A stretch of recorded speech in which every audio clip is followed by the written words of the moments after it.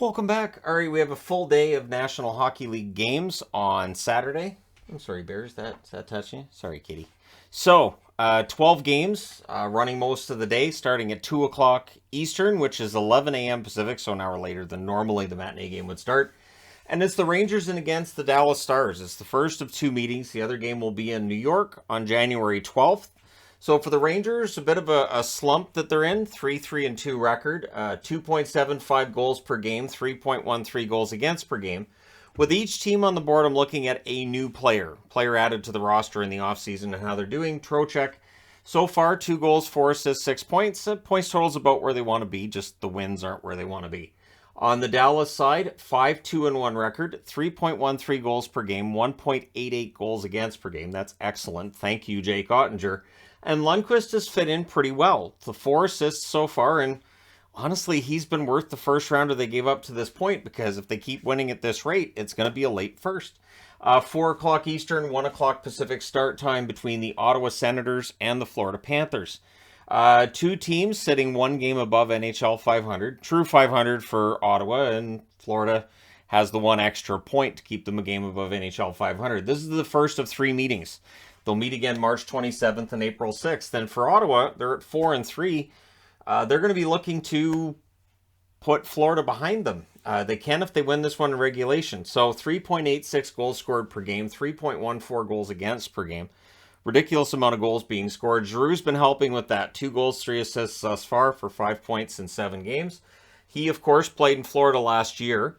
Florida 4-3-1 in the season, 3.00 goals scored per game. They're allowing 3.13, so they got to bring that back under control. And Matthew Tkachuk, 4 goals, 6 assists, 10 points. This is the first time he and brother Brady will be against one another in the same division. So I don't know how much friendly talk we're going to see at center ice between the two of them before the game. And by the time that third meeting rolls around on April 6th, maybe they won't be talking to each other during the game at all. 4:30 Eastern, 1:30 Pacific start time between Tampa Bay and San Jose. For San Jose, I was actually tempted to wear their jersey for this. It feels like that win over Toronto. Who knows? This is the first of 2 meetings. February 7th, they'll meet in Tampa. Tampa Bay's 4-4. They've been underwhelming thus far this year. They're scoring 3 goals per game exactly. They're allowing 3.13. Nemesnikov, just the 3 assists thus far in 8 games. Not unexpected with Nemesnikov, but he started off pretty well, and he was pushing some of the offense, and seems like that's fallen off a bit. On the San Jose side, they're only scoring 2.10 goals per game. They're allowing 3 goals even per game. Lindblom doesn't have a goal yet. He has 3 helpers. He's been prominent depending on which game you're watching, and so we'll see if Lindblom gets a goal tomorrow. It feels like he's due. And then we get to the evening games, 7 o'clock Eastern, 4 o'clock Pacific. We've got Carolina and Philadelphia. I'm just going to say, too, there's overlap with all these games. I'm not going to have time to do a review for any of these games individually. All of these will be reviewed at the same time. So 7 Eastern, 4 Pacific start between Carolina and Philadelphia, the first of 4 meetings. They'll meet again December 23rd, March 9th, and March 18th. For Carolina, they're now 4-2-1 in the season. They're scoring 3.14 goals per game. They're allowing 2.86. That's too high. Brent Burns now sits with a goal and 4 assists. He, of course, being brought in to replace Tony DeAngelo, who's moved on to Philadelphia, where they're 5-2. Philadelphia is quite happy at 5-2. 3 goals even per game that they're scoring, and they're only allowing 2.43 goals per game. Thank you, Carter Hart.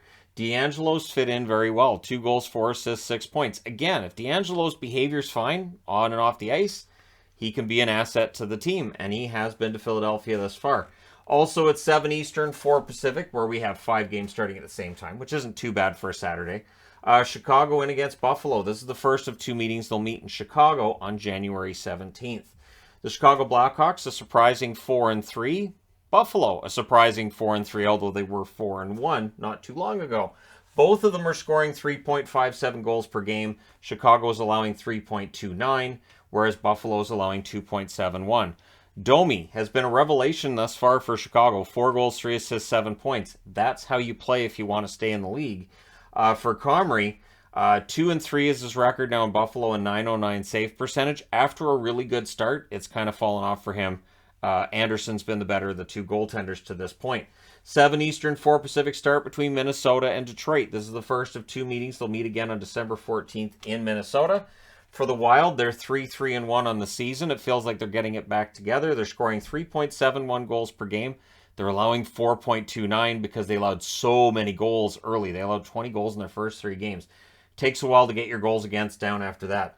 Sam Steele's had 2 goals so far with Minnesota as a newbie. On the Detroit side, they're 3-2-2. They're scoring and allowing 3.29 goals per game. Andrew Kopp has played 7 of those games. And so he's played in every game. He's only had 2 assists thus far. Hasn't been very prominent in the games I've watched either, which is, of course, all of them.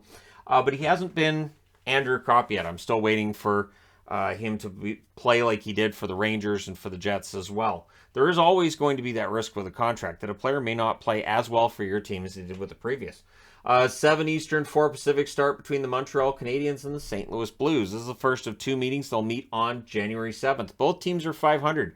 Montreal has to be jubilant about being 500 at 4-4. St. Louis has to be frustrated. They got off to a 3-0 start. Now they're 3-3. For Montreal, they're scoring 2.5 goals per game. They're allowing 2.88 goals per game. Monahan, 2 goals, 3 assists, 5 points. So he's been productive. Achari is not. He doesn't have a point yet for St. Louis. It was hard for me to find anybody who's been productive for them. As a new player anyways, they're scoring 2.33 goals per game. They're allowing an even 3. So they need some goals. They need those against Montreal badly tomorrow. Also at 7 Eastern, 4 Pacific, the Toronto Maple Leafs in against the LA Kings. A good old 1993 rivalry here. Hopefully LA's wearing their throwback jerseys, those nice shiny Kings jerseys. But anyways, December 8th is going to be the other meeting between these teams. That'll be in Toronto. Toronto is 4-3-1 on the season. They're scoring and allowing 2.75 goals per game. The offense has not been what they want it to be. Yarncroke has 1 goal, 1 assist for 2 points thus far, which is right around where I think we would expect him to be. On the LA side, they're 4-5, so they have to be frustrated with their start. 3.44 goals scored per game, allowing 4.33. The Pacific, it feels like, is wide open outside of Calgary and Vegas kind of running away with it. It feels like the rest of the division is kind of up in the air. And LA needs to start turning things around. And they could use goals from Fiala to get there. He has 7 points, but he only has the 1 goal to go with his 6 assists thus far. So they need some goals from Fiala. Then at 7:30, 4:30 Pacific, so 7:30 Eastern, Colorado in against the New York Islanders.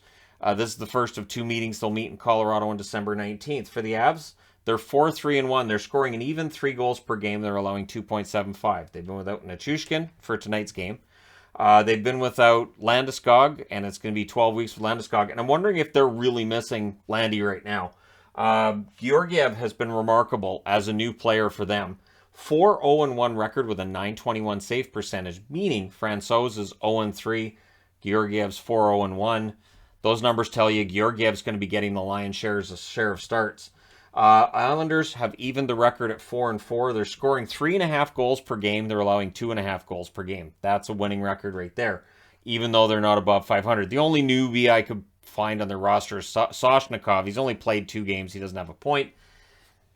Maybe Lamoriello had a point when he decided not to mess with the roster too much. So we'll see if the Islanders can keep up this hot streak with a win over Colorado. Could be a jump in the power rankings as a result. 8 Eastern, 5 Pacific start between Washington and the Nashville Predators. Nashville finally got off the schneid after losing 5 in a row with a win in their last game over St. Louis. This is the first of 2 meetings between Washington and Nashville. They'll meet again January 6th. For Washington, they're 4-4 on the season. They're scoring 3.13 goals per game. They're allowing 3.25. Charlie Lindgren, 1-1 record with a .925 save percentage. There you go, Charlie Sideburns. On the Nashville side, at 3-4-1, they're scoring 2.75 goals per game. They're allowing 3.13 goals per game. McDonough's been very good for them. He's got 3 assists as well to his name thus far. But in the last game there against St. Louis, there were some really good plays made by McDonough defensively and helping them with the transition. Then we get into the late games. 10 o'clock Eastern, 7 Pacific start between Edmonton and Calgary. And I feel bad for fans in Alberta when this happens, when it's an 8 o'clock start for them. I know in Vancouver when it's a 7:30 start, it kind of drives me a little bit crazy because that means it's going to go to like 10 o'clock. So, 8 o'clock start means about 10:30 at the earliest. And man, but anyways, this is the second of 3 meetings between these 2 Alberta teams. The first meeting, Calgary won 4-3 on October 15th. That was a thrilling game.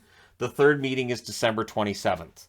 So Edmonton looking for a measure of revenge. They sit at 5-3 on the season. They're scoring 3.88 goals per game. They're allowing 3.25. Jack Campbell, he has a record of 4-2, the 888 save percentage. He wants to bring that up, but the 4-2 record is good. On the Calgary side, they're 5-1 this season. 3.67 goals scored per game. They're allowing 2.83 goals per game. Huberdeau, a goal and 4 assists. What's remarkable is they have won 5 of their first 6, and Huberdeau's still getting used to his surroundings. Once he's gotten used to it, and he starts to pick up the points, Calgary's got something real going on here.